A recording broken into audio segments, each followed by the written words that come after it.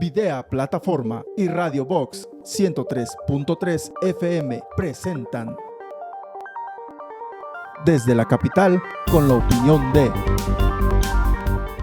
Hola, ¿qué tal amigos? Muy buen lunes tengan todos ustedes. Lunes 1 de mayo, iniciamos este quinto mes ya del 2017, el caluroso mes de mayo. Y bueno, por supuesto, saludándoles con el gusto de siempre y deseándoles que esta semana y este mes que inicia, este día, perdón, sea fructífero en todos sentidos para ustedes. Bueno, pues durante este fin de semana se generaron muchas informaciones importantes, entre otros muchos rubros.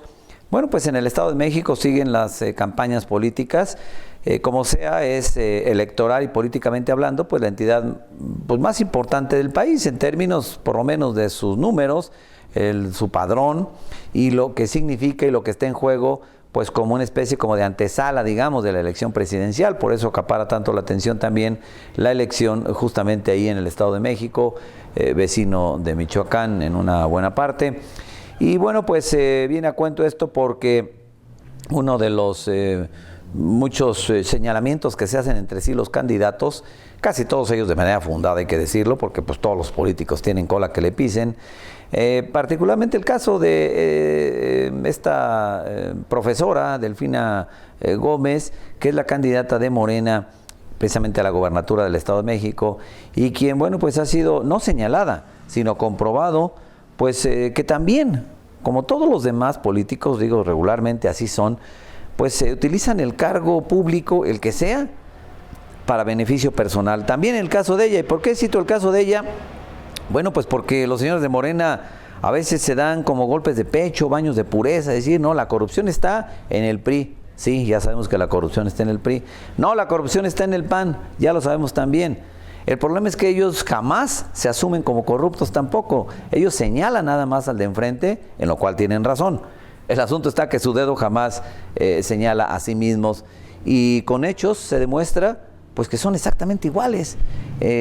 Solo este ejemplo de esta profesora, bueno, pues fue hace poco alcaldesa de Texcoco, uno de los municipios más importantes del Estado de México, y ella incurrió en una práctica que se ha vuelto muy generalizada en los gobiernos de la llamada izquierda, por ejemplo el PRD o ahora de Morena, que es robarles, porque ese es el término, robarles aproximadamente el 10% del salario de sus funcionarios, de jefes de departamento para arriba, dejarse, apropiarse ese recurso, descontárselo de su nómina y robárselo. O sea, le busco algún otro término, alguna otra definición, pero no encuentro más que robárselo.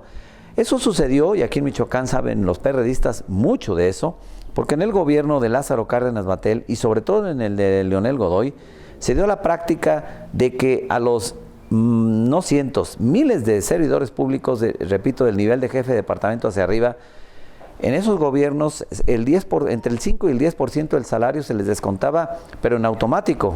Ya les llegaba rasurado su cheque o su depósito en la cuenta bancaria, pero se les hacía firmar un documento donde decían que voluntariamente entregaban ese recurso pues para el sostenimiento del PRD.